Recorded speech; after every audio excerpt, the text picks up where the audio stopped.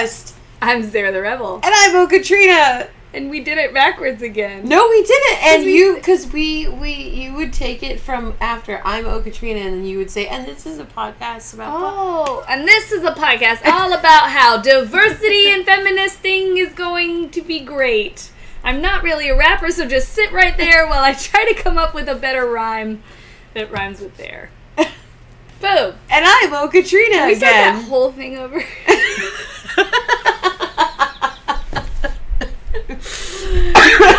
We're a podcast all about feminism, diversity, geeky shit, and sometimes cats run onto the screen. It's an adorable noise that you just made. And today our main topic is writing strong female characters. Yes. Because Sarah has actual legitimate experience, and I have, I posted on my website experience. Illegitimate. Like a bastard child out of our writing womb. Yep. So if you want to learn how to write women like a punk rocker, you can listen to me. Oh no, rad roaches are invading the Fallout again. Okay, so we generally, if you're new to the show, we go through some news and give our opinions on it because we're hilarious. And then we go through our main topic. And then lastly, we tell you all about our chick picks, which are things we think that you should check out this week. Yay. So let's dive. Oh, what do you got in that bag? Because my cat's like, hey, how you doing, girl? It's my clothes. Okay, as long as it's not food. He's still like, hey, how you doing, girl? Yeah, well, that's life. Deadpool. Oh, I forgot to watch it. You didn't watch the Deadpool trailer? I'm sorry. Are you? It's been out for 48 hours. I've been playing Fallout. What do you think of it? It was, I mean, I liked it. I saw the Comic-Con cut. I'm sure you did too. Mm-hmm. There wasn't much that was cut out of it, for the Red Band trailer at least. And yeah, I mean, everyone's super hype about it. So the Deadpool trailer is out. And so is it just the same one that they showed in Hall? Yeah, they cut out Colossus's line and then the whole Negasonic Teenage Warhead line. Yeah. Well, I guess they were the two weakest parts. So everything else was cool. Yeah. So it was nice. So if you guys haven't checked out the trailer yet, please go check it out. And also check out Ryan Reynolds' interview on Conan because it's really, really, really hilarious. Yeah, he was really funny in Hall H. Like I said, that panel was the reason I'm excited about the Deadpool movie. Not just the trailer, but they really get it and they love it and they wanted to make something that they feel represented the actual character. Yeah. What are all those faces? Gosh, shut up, Casper. Fantastic Four reviews are bad. Horrible. The second wave of them came out today, and I'm glad that at least the critics are sticking to being critics and it's not a comment section, because I haven't looked at any comment sections. I'm very much anticipating that the blame will be directed at the wrong people, but it sucks because every critic has said that it's a movie that seems confused about what it is, and it's a great cast in the wrong movie. So it's really sad because I really wanted this to be I wanted it to be something that came out of the blue and was yeah, well, you thought I was gonna be bad? Fuck you, because I thought it would be bad. The latest trailer I saw made me, not the one that not any after Comic-Con, but at Comic-Con in Hall H, that trailer made me whoa, wait, I'm actually excited for this now. It seems really cool. So now I feel even worse. I haven't seen it yet, so my judgments will be made when I see it, but it's kind of disheartening to see because it's that cast is made up of really great talent, and I don't want them to be blamed for it, basically. Right. They'd be see what happens when you make the fire guy black? I don't know his name. I'm just really upset because he's black now. Yeah, that better not happen or I'm going to kick somebody's ass. Yeah. This bitch who runs Marvel. What's his name? Axel? Axel Alonso. Man, fuck you, Axel Alonso. I'm going to say that straight up. Wow. I read some of the shit you said. That's some bullshit, sir. Anyway, would you like to talk about it a little? There's been a lot of Marvel drama this past week within the comic book division because of this kind of spun off. This is a drama series of drama now. The whole thing started with the hip-hop covers from Marvel. And Great idea, Marvel. Yeah, and people just asking why is Marvel creating hip-hop covers while still having an almost completely non-diverse set of creators. There has never been a black female writer at Marvel. Never. What's this, 75 years? Yeah. 75. Some whole grandma. From birth to death. She could have been there. She could have been working there. It's true. Yeah. There's nothing. So the pressure was put on Marvel, and Axel Alonso continued to dig the hole pretty much by calling people out and basically saying that everyone who was offended or upset with the covers and the lack of diversity at Marvel, like, just learn the word cultural appropriation. And he said, like, a mountain of really, like, holy crap, I'm so sorry for your PR guy kind of things. Just the very idea that people are just now learning cultural appropriation and just now trying to be all politically incorrect, blah, blah, blah. Black people have been talking for a really, really long time. And white people have been not listening for a really, really, really long time. And now we have platforms that make it easier to get messages out. For example, if Ferguson had happened without social media, you would have heard a little blip on the news and that would have been it. But now black people have more access to things to get their messages in front of people. It's not that suddenly everyone learned a cultural appropriation. Suddenly we now have a voice to say, hey bitch, I see what you're doing there. I see it.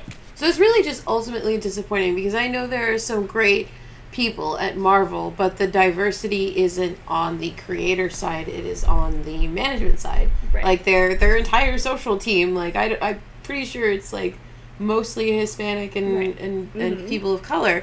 So it's just kind of upsetting, because if you have that much diversity in your non-creative workforce, not to say they're not creative, but and then nothing on the other side, like, what do you have to show for it? Right. Meanwhile, DC, like, makes sure to trumpet every time they hire a black person, right? Which is kind of weird too. But they're like, hey, did you see that thing we did?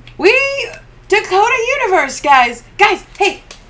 Pay attention, Dakota Universe. But Dakota Universe is very important, and I'm very, very happy. What was the latest one where they didn't hire black writers? Oh, Blade. Oh, yeah, Blade, and they're bringing back Blade. They're giving him a daughter, and they couldn't hire a black woman? Black woman, black man, somebody. It was kind of weird. And it's not necessarily about, like, oh, we need to make sure the mixing pot is even or this or that. It's that, historically, people of color have been given less opportunity. Again, factoring into the fact that there's never been a black female writer at Marvel. Those jobs went to other people. Those jobs went to white guys. So it's more about opening up the door, because those people need to get hired. Exactly. That's the issue, is that there are black writers who want to work on comics, who want to work at Marvel, and they're not able to because some white person took their place on a black title. So it's like, why are they benefiting from trying to get the black audience when they're not actually hiring from within the community at all? So that's the issue. Not that a white person can't write a black person or a man can't write a woman. It's that when there are people who are not able to get jobs doing this sort of thing, it feels very unfair. Yep.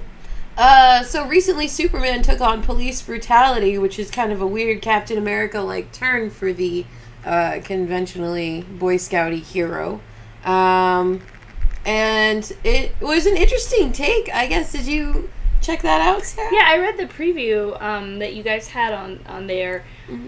I don't have a problem with it at all. Comics have been talking about things happening in the real world since comics were made. I mean, from World War II all the way to the issue of diversity. Mutants were an analogy for being black or for being gay or for any other kind of being an outsider. So to see Superman taking on police brutality makes sense to me. Why wouldn't they try to put whatever's going on in the world into comics? There was a comic made about a guy when 9/11 happened, and his entire plot had to do with not being able to stop 9/11. It's something that comics do. So I'm not offended by it, although the fact that the police are some of the police are definitely being portrayed as the bad guys is bothering police officers, I saw. And it's just, I like to compare this to, whenever there is a brown terrorist at any point, or whenever a Muslim person does something, all of, like, the Muslim community is called on to apologize for them. So the one thing that I can say is I do know fantastic police officers who do their job, and it's great, but I don't see police officers calling their coworkers out. People, I mean, every time someone's been shot, there's been someone else there that could have stopped them, that should have stopped them because it was their job. So I have faith that, you know, there are cops out there who care and stuff and save puppies and shit like that, and that's great. But I wish that there were more cops like that who gave a shit, who took responsibility, who stopped these people from being cops, and who, like, enforced a better workplace. So I think it's really cool to see Superman taking it on. Going back to comics, I think that as a comic fan, when the cool thing about comics is you can have a fantasy story and then a real world story. So someone who reads comics all the time and sees this fantastical superhero taking on a real world issue that actually means something to them is a really great coping mechanism, and it helps you understand something a little more, and it helps you feel more confident about your opinion in it, I think. So it's really cool. Like, I'm not a big Superman fan, but it's nice to see that happening. I'm personally not going to read it because of the art. Yeah. I know it's horrible to say, but I think the art looks terrible, and I don't want to read it. I'm sorry, guys. I'll give it a look-see for you. Yeah. So I finally saw Ant-Man. You've seen it, right? Okay. I saw Ant-Man. I really liked it. I liked the story. It was way funnier than I thought it would be. I liked the strong female character they gave us. I liked that the minorities that they gave us weren't stereotypes. So, like, every time, like, his friend talks, he's like, yeah, you know, man, I was at, like, this wine tasting, and because, you know, I don't normally like reds, but there was a rosé that saved the day, and I was like smacking Aaron. I was like, yes, because we don't all like the same fucking thing. This is amazing. And then later on, he does it for an art show, and I'm just like, yes, this is my everything. Anyway, because normally, what would he be portrayed as doing? Being at a barbecue somewhere, smoking weed somewhere, messing with his lowrider car somewhere, and here we go, on television, I got to see it. I was just like, thank you. This is beautiful. I did have concerns with it. We'll get all into it because I talked about it on one of my last streams a little more deeply, but essentially, as great as those characters were and as great as Hope was, Marvel's still doing the same thing it always does, which is kind of paying lip service to women and minorities. It's like, look, we've got these cool characters, now don't bug us about them. You know, I saw absolutely no reason why the movie couldn't have been a Wasp movie where Scott teaches her how to steal, so she steals the suit, and then it goes, because they basically built her up to be, like, unstoppable, like a badass super fighter chick, and she wasn't allowed to fight because a man was worried about her. You know, the same reason women weren't allowed to join the military. Yeah, that might have worked if she was, like, a teenager, but she's clearly, like, a grown woman like, who is disobedient enough to have voted him out of his own company, and yet she didn't be like, well, I'm just fucking taking the suit. I mean, I didn't buy that at all. The most positive thing I can say to that is if it was a Wasp movie, it would be 30 minutes long. That's true, because she would have fucking done it. You're right. You're absolutely right. She'd have been like, I got it. She'd be like, oh, okay, well, it's done. the suit. Thanks for the help. Boom, done. But that was my problem, is they built her up to be so strong that it was like, well, now it's really unbelievable that she didn't just do this thing. It would be like having Superman in a movie, but him being like, Batman asked me not to hit anybody, so I'm just gonna watch. I'm gonna sit back and watch Netflix while you guys go take care of everything. But Superman, you have laser eyes. Like, no. It's but not Grace my time. And Frankie is on. It's not my time. You know, it's not my time to be in the spotlight right now. I'm gonna get my shot. This is you time. But Superman, I can really use your help. It's like going Goku. Like in every arc, it's just like, oh no, I'm still busy being dead. I'm sorry. Sorry, I'd love to help you with that, but I recklessly risk my life. We can't just wish you back with the Dragon Balls. I'm at King Highs. I'm learning. I just have to stay here. Fucking Goku. I was so mad when I watched the new Dragon Ball. What was it? Dragon Ball Resurrection? Super. Oh, it's Super, Dragon Ball Super. And he's like finally alive, finally with his kids, and he's like, I want to go back to King Kai's. Just like, you bitch! We've been trying to get you on Earth for years. Sorry, that was a tangent. I was like, I would ask for a divorce. Oh, yeah. I would Chi-Chi, I'd be like, Goku. I'm done. Seriously. I'm done with you. I'm going to raise the children of my own. I'm doing that anyway. Gohan's already married to Videl. She has money like, coming in. It's not a big deal. She could just she could divorce Goku. I do just love it. She was like, yeah, it's fine. Just come visit sometimes. Because she's literally in her head just like, fuck it. Fuck it. I don't care anymore. Meanwhile, Bulma's like, Vegeta's going to the theme park with us. Vegeta ate this whole octopus, and it was so funny. You had to be there. Why is Vegeta a better husband than you, Goku? You're supposed to be the good guy. It's fine, Goku. It's fine, whatever. So I didn't actually, because I'm addicted to Fallout, as I turn and play it real quick, I didn't actually look up any news out of Gamescom either. Well, I want to talk about the Battlefront Rogue Squadron-ish gameplay. Big surprise. Big surprise. I mean, there's been like a couple different cool things. Like the Microsoft presentation yesterday was kind of weird because as excited as I am about the new Tomb Raider, it kind of just like looks like Lara goes on like a murdering spree, and like it was just, and they were like, but there are also tombs that you can raid in this game, like actual tombs. Like we forgot them last time, but they're here now. So they showed off the tombs, and then they showed off some gameplay where Lara just like sneaks into this camp and just wails on everyone. Like fucking Ezio Auditore needs to take a seat next to this chick because she like comes up behind everybody and she like kills like 90 dudes in a row, and then she like sets off this fire arrow and blows up the camp, and there's fire and death everywhere, and I'm like, okay. So there was that. That was a highlight for me, I guess. And of course, Battlefront gameplay. I'm really excited because there are now actual like you can be in the X-wing, which is all I really wanted. Right. And I was worried about it because at E3 the vehicle the vehicle control on the actual map was kind of like really wonky, but we weren't piloting anything but like a skyhopper, so it wasn't that great. So I guess it was a nice upgrade to see. So yeah, very excited! Yay! Destiny. Let's talk about Destiny. Mm-hmm. So, for any of you who are watching who are new, let me just explain a little bit my history of Destiny. I played the Destiny beta and alpha and game, played a lot, probably put in 100 hours into the game at least. Really enjoyed the gameplay mechanics, like hitting, shooting, all that stuff feels great.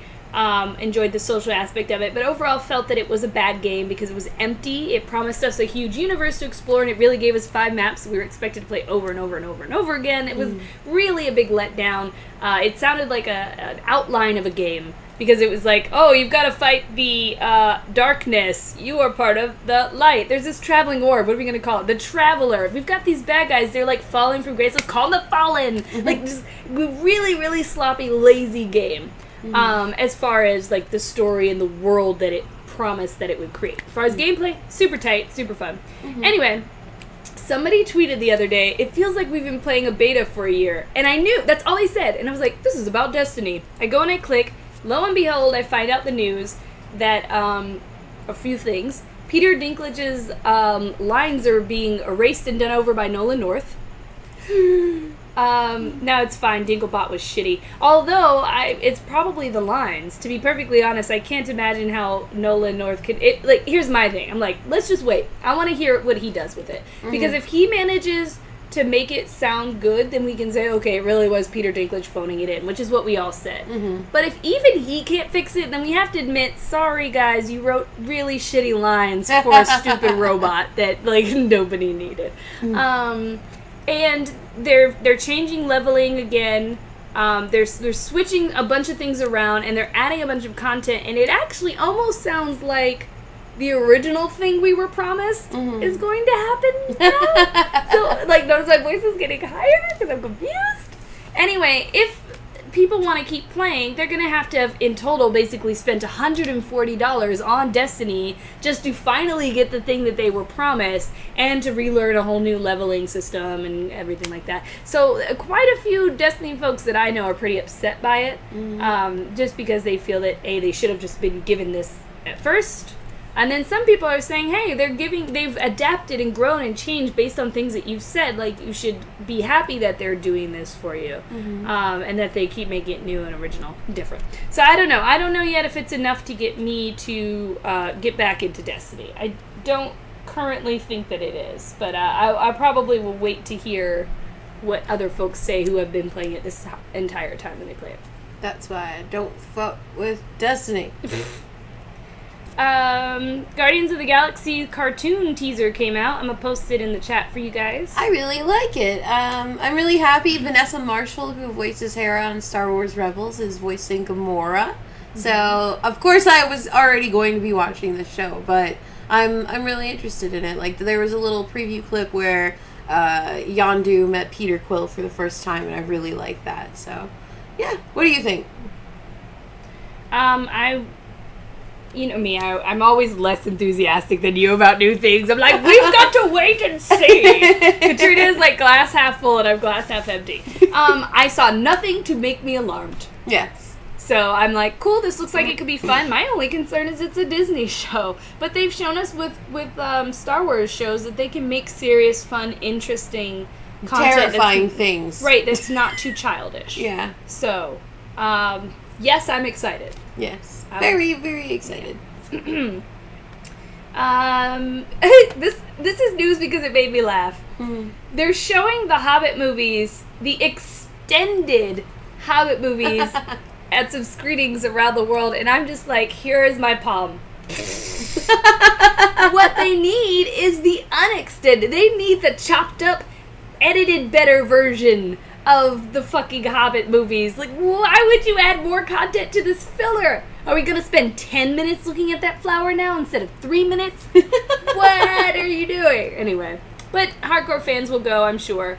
I literally wrote in the notes, time for a Sarah rant. The rant is, it was bad, and I'm still waiting on somebody to give me the supercut of The Hobbit where they actually make it good by finding the good movie that is within it. Oh, I have a piece of news before we finish with that last piece. We just got Wally West cast on The Flash Season 2, which I'm really, really excited about because it's his new 52 version, and in the new 52, the West family are people of color. So it goes along with the show. Now, Iris doesn't have any siblings on the show that we know of, so it's going to be interesting. Maybe he's a cousin or something. And also, when Andrew Kreisberg, who is the executive producer of the show, was quoted, he mentioned how, hold on, I have the exact quote here. Just like when we met Grant for the first time, we instantly knew that Keenan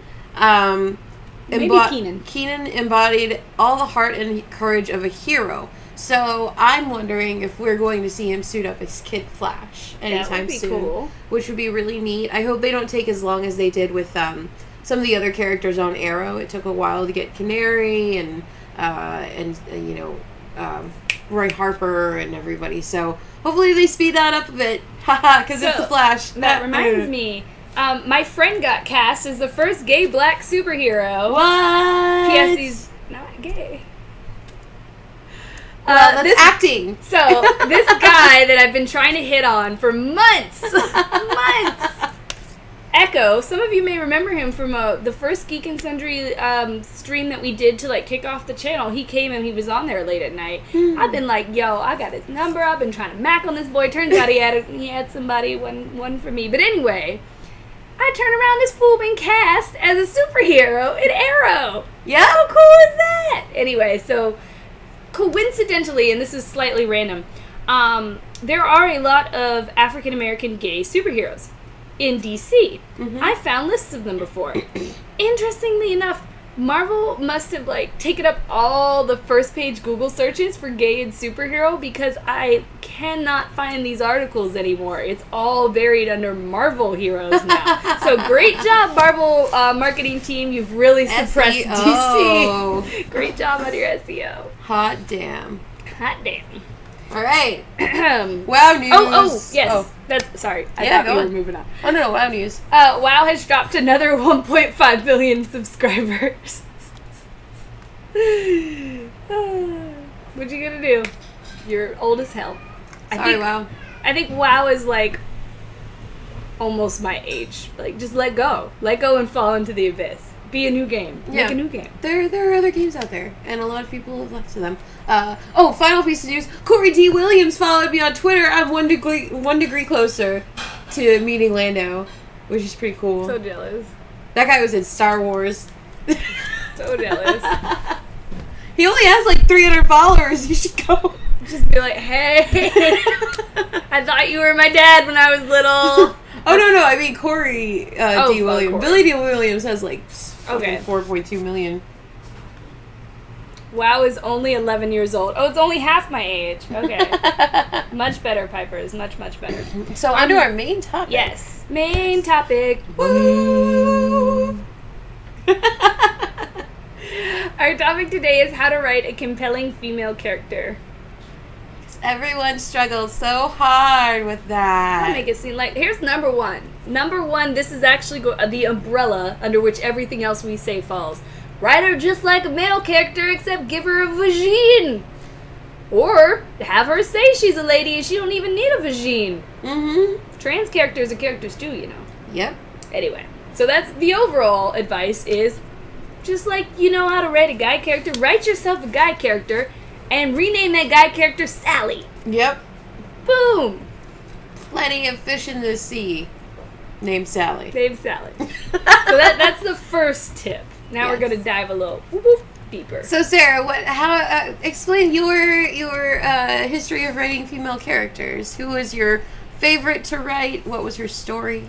So my favorite female character to write is still ongoing. She's actually one that most people haven't seen, except a very small group of people who are test readers for me. Mm-hmm. But her name is Shenzi. And I don't want to tell you too much because I don't want to spoil my book, but essentially she is a princess who will one day become queen of a country, and she's a lot like me. She's got all these great qualities, and she also has some not great qualities. So she's very strong, she's charismatic, she's a great leader. She also has a really bad temper and sometimes doesn't think things through. So I really based her a lot on me, which is why she's easy to be my favorite, because I'm vain. Not that anyone here is surprised. Right now my favorite female character to write is the one that I am currently writing for a secret project that isn't super secret because you can check out the first chapter of it on my website. But she's kind of a lone hero type who has a best friend that is assisting her from across the galaxy and keeping her sane. And she's really fun to write because she's kind of been thrown into a fray where her usual cocky attitude will not save her at any cost. So she has to learn to adjust, and she has to change and grow, and that's like the first challenge she has to face. So it's really cool. So Endermetheus, I want to address your question, does she fall off cliffs too? So I never thought about it before. But yes. Fuck, she does. She does. And now I'm really angry and I might have to change a huge plot point in my book. How dare you? Can you? But that's saying something that her falling off a cliff involved a huge plot point for you. Just damn it. People are gonna read my book and be like, "Ha, just like in her streams." I'm like, no. I thought of this plot point many, many years ago. Oh well. So I wrote some questions down to kind of ask yourself when you're developing a female character. The first one of you already brought up in chat. Oh, Casper, you brought it up, except you were saying it in a negative way. You should make sure that your female character talks to other female characters about things that don't involve male characters. That's a good way to make sure that you're not falling into a lot of pit holes and traps and stereotypes of the, I just really want this guy to date me story. Not that you can't have an interesting story about a woman who's trying to date a guy. You totally can.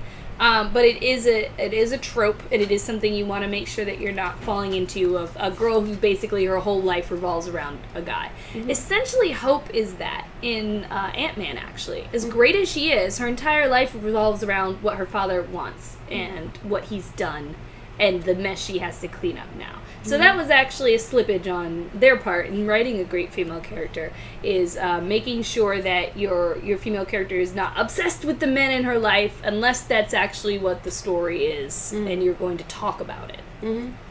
I.e. crazy ex-girlfriend. Right. Does she have concerns other than romance, being beautiful, things that we stereotypically associate with women for some odd fucking reason?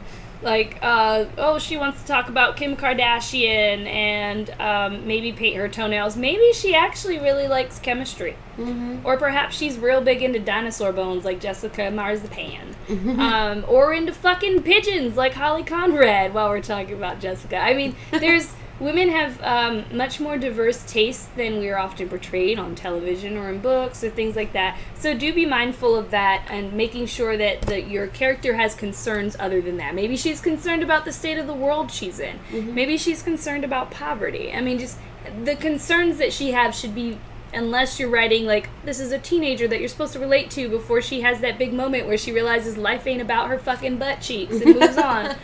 Unless you're writing that very kind of specific story, you should be looking into that. Mm-hmm. Anything you want to add before I just keep going? I've seen, there's some, I saw like a little, oh, there we go. That was in my hair. That was weird. What was in your hair? I missed it. It was like this little weird, wait. It's gone now. It's running away. It is gone. Goodbye. Shoot. But yeah, I will go ahead and second that. There are a lot of things that make people interesting, and as we said before, writer like you would write a man. Does your guy, is he that concerned with his appearance? Like, is that part of her story? Is she a makeup artist? Then fine, but if not, if you're writing a space pilot, I have a feeling that the last of her concerns is going to be if her eyeliner is on point. Unless she's just naturally that good at it. Right. Which some are. Some people are. I'm not. I can do one eye real good. I don't know which one of my two eyes it is. One of my eyes looks flawless every time. The other one's always like... but, I'm going to wait for this horn to stop. That's what happened the night I was trying to sleep. Just kept... That one night you were trying to sleep? That one night. Everyone who follows me on Twitter knows which night I'm talking about. It was a horrible night where I was trying to go to sleep, and first we had someone like that who kept doing that with the horn. Mm-hmm. Then the fight came on with Ronda Rousey, and someone turned it up all the way so I could hear every word of it, even the after show. So I actually feel like I watched that fight. Anyway, it sounds like they're done. Another question I like to ask before making a character: does she make choices that make sense? This is something you see in anime a lot, done poorly. So, like, if you were to watch an episode of Roka, episode 2, actually, suddenly the female character decides to throw knives at the guy, and then goes, sorry, I got excited. And it made absolutely no sense, to the point where I wonder if there was a translation error, or if somebody lost that script, and they were like, we just gotta write something to go with this scene. Mm-hmm. They needed to show that she could use a certain power. But they didn't actually do a good job of giving her a why she'd be showing that certain power. So that's something I see a lot with female characters in anime, and sometimes in female characters in comics and books, is why is she doing that? Why is Poison Ivy standing on her tippy toes all the damn time? Mm-hmm. Why? So just think about that. Like, why does she do the things that she does? What would motivate or inspire her? And make sure they make sense, at least in that world and for that character. If you have a really dumb, stupid character and she drops her bag, you've already set up for me that this character is klutz and she's dumb and she's not thinking all the time, and so that's why she dropped her bag. Oh, a good example. A male character. In Ant-Man, because it's so fresh in my mind. Michael's character, why can't I remember his name right now? Michael Pena's character establishes in the beginning of the movie that he's the only person to knock that guy in the jail out. Mm-hmm. Later on in the movie, he punches the shit out of a ton of people and knocks them out.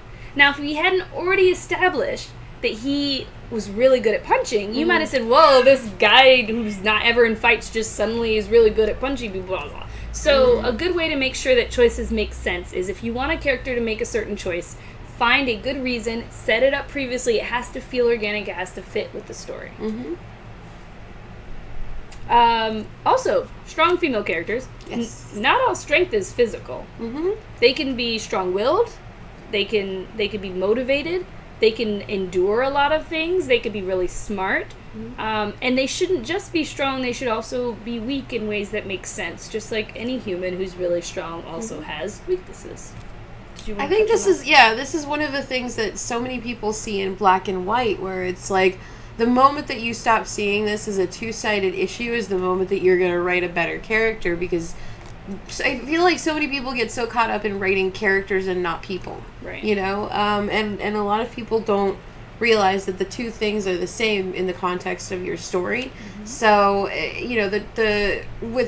you might have a woman who in your story does not fight as well as the men, which I really wouldn't like, but her excuse is that she is the only person with a fucking brain who can actually, like, build the technology. This is why I like Bulma in Dragon Ball Z so much, because she doesn't fight. She chooses not to fight. She's not a fighter. It's not her strength. She builds time machines. Right. She makes, like, capsules that hold entire buildings inside of, like, those little tiny eggs, and she runs a company. She's a CEO. So that's why I think she's, like, the best female character on Dragon Ball, because she's so well fleshed out, and she's so important to the story. So, that is a good example of a woman who doesn't have, muscle strength, but she pretty much runs the show otherwise. Right, and, even further on her, in Dragon Ball, she's very like, I just want a boyfriend! Yeah. All that stuff, and yet, here we are. Where do we end up? She's the CEO. She's the richest person on the show. Mm-hmm. She's flying jets to take her family on vacation. Yep. Like, she's definitely a multifaceted character. So it's okay to have things that we complain about, as long as they're balanced and it's a fully fleshed character. Like, people like me and also think I'm annoying as shit, right? Like, think of people in real life, and, like, there are things that we like about them and there are things we don't like about them, and try to look at that when you're creating a character. I'm very charismatic, but I'm always late. Always fucking late, this bitch. This bitch can't be on time to nothing. I tried! I even got a ride here halfway through. Another question asked, does she need to be a white woman, and does she need to be straight? Is that part of her story? Because a lot of people just kind of default to it, and it's because it's so widely seen in fiction as normal. Like, it's normal for it to be default white and default straight. So ask yourself, like, is it part of her story? Is there a partner that must be male? Is there a reason she has to be white? If not, then experiment with something else. Why not? Nothing is stopping you at all. And some people like to use the excuse, oh, well, I don't know about that life, so I don't want to write about it. Being a writer is about research. Mm-hmm. You're researching what year these things happened, so you don't put a damn this type of boat in your story when it would have been this type of boat. You're researching how long it takes to walk a certain distance instead of driving a car. As a writer, if you're actually writing, you are constantly researching. It does you no harm to go find a person like the person in your story and do some research, or go online and look there. I mean, points for trying to bring in something different and unique. And I would like to point out, especially in our culture, we see people of different races and sexual orientations and religions that don't act any different from us. Right? Like, my friend could be Pakistani, and she talks the same way I talk. She doesn't have an accent. And she's not, she's like a third-generation American Pakistani, so she doesn't have, all this extra cultural thing. And maybe she's even a different religion, and it's just that religion. It's not that hard to research that religion. So think about that and be mindful of it if you ever try to stop yourself because you're like, if that's your excuse. That's bullshit, because you're a writer and you need to be able to research. I guess our final point goes back to the first point we made, was consider the male characters that you like. If you're a big Captain America fan, what do you like about him? Is it just that he saves the day, or is it the fact that he is a compassionate person? Think about your female character in the same light, bring in your favorite details, or details that you think would be compelling, that you see in other characters around the media space that you occupy. Right. And don't just make it about looks either. A lot of descriptions with tall, fair, blue eyes, slightly tilted up nose, full lips, giant boobs, curvy body, svelte body, skinny body, little body, looks up through her eyelashes. Don't just describe someone based on what your penis is thinking about that person. Also just describe them. Like, has a mole, has an energy that makes them feel like they're always moving when they're not even moving. Like, there's a deeper way to describe people that gets used for guys. Having a certain type of glint in your eye, that you can also use for female characters. Yep. I think that was most of it. So I guess let's head on to chick picks. Chick picks. Yeah. Do you want to start or should I? Sure. My first chick pick is the Lando comic. Woo woo! It's great. I really enjoyed it. Yeah, I really love it. You know, I've been saying this, like, I've said this on, like, 4 or 5 podcasts already, but I think I love, along with the story, I love the art. It reminds me of, like, 90s comics where each scene had an overtone. So in the bar, it was, like, blue and purple and green, and then there was, like, a couple scenes where it was, like, a sepia overtone, and in the jungle, it was, like, bright and green. So I love it. It's a beautiful comic. It's a mini-series, and in 2 weeks, we get issue 2, so you guys should go check it out, because it's awesome.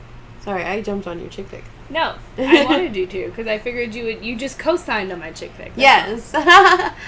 So my first chick pick would actually be the Gauntlet Slayer edition. I got to go to WB today to try it out, and it's wonderful. I had so much fun. I didn't get to play the PC version that was released last year, so this is basically an upgrade from the PC version of Gauntlet, which, if anybody was a big arcade kid growing up, it was that big 4-player dungeon crawler game, and it's amazing. It's so much fun. There's like a lot of really cool melee moves that you can use with Valkyrie, which is who I chose, because obviously.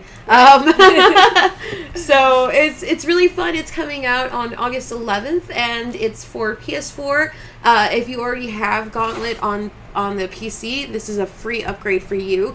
But if you get it on the PSN, it's $19.99, and it's a great party game. I think if you have like people over, it'll be there's a endless mode where you can generate dungeons and just keep going until you die. Right, that does sound like a great party game, especially for my kind of friends. Yes, exactly. I saw this and I was like, oh, Sarah's gonna get this game. Probably. Not that I have a ton of choices, because PS4 hardly has any games. Yeah. My second pick is the Nerd Out app. It's an app my friend is developing to be able to find nerd events around you easily and to keep them organized. I would love it if you have, any free change, if you could donate it and if you could share it and pass it around. She's a fellow geek girl trying to take something into her own hands, something that she wants to see and make it herself. So I really admire that, and I hope that you guys can admire that in her as well. I had a chick pick lined up, but actually, who suggested this? Whoops, I scrolled down. I can't get back up. Oh my god, what just happened? What did you do? Well, some kind person in the chat suggested rejectedprincesses.com, oh, yeah. Which I cannot find anymore. There we go. Ninja Puss. There we go. Where it's a great little I actually spent some time on this website, which is why I'm suggesting it. There's some character histories on great female characters throughout the ages. So going along with our point of writing female characters, if you want to put in some research time, like Sarah said, maybe go check that out and see where people have excelled and where they have failed. I love that site. Normally people are telling me about women in history. I'm like, already know. Because I actually, as a child, really loved to read about women pirates, women warriors, big surprise, women scientists. So I had all these books about it. But Rejected Princesses has stuff people I haven't even heard of, and it's awesome. And it comes with animated Disney-like designs, so it makes you happy. My third chick pick is Theodore Tusk. Ah, yes, Theodore! I am running his social media now, so it would look really great if all of y'all could follow him and shit, because then it looked like I knew what I was doing. Yeah. Anyway, I would love it if you could subscribe to his channel. He's actually really funny. This is, like, the thing that bothers me the most about, like, how so many people don't know about him. He's fucking hilarious. Like, I tried to just watch bits of his videos just to come up with a post, and I end up just watching the whole thing and be like, I'm gonna write this post in a second. He's a fucking walrus. Plays video games. Sorry.